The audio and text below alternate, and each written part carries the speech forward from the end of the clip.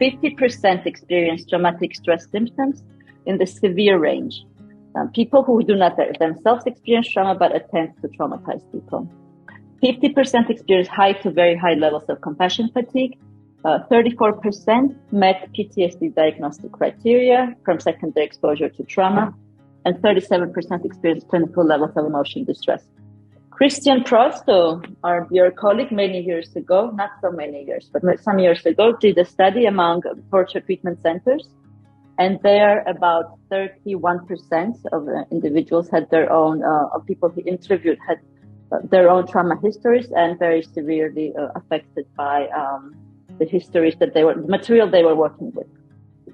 And there are various risk factors, personal and professional, that may contribute to the development of formation of vicarious trauma and burnout.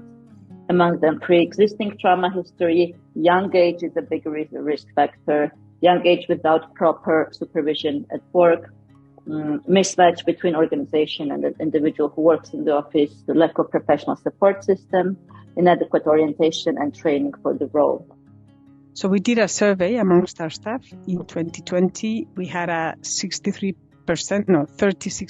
participation rate, around 6,000 plus colleagues replied, which is, at the time, it was the biggest humanitarian sample. And on the one hand, we saw, yes, humanitarians and the ICRC, specifically the exposure to potentially traumatic events is high, not only because of the work, but also because of the lives. For those of you that are from the communities where you work or that are living next to those communities, you were mentioning Gaza, so no more to say, but so many places around the world, unfortunately, Sudan, Ukraine, etc.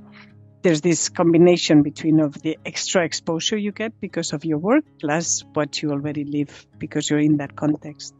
Sexual violence is a problem in all organizations, and it doesn't exclude humanitarians. So we also could see that 12% of our staff had been exposed to either sexual harassment, understanding that continuum, or it was 5% who had suffered sexual violence inside or outside of work in the last year. But again, if you have suffered rape or sexual harassment and then you show up to do the type of work you do, this is something that I think we sometimes are not aware of.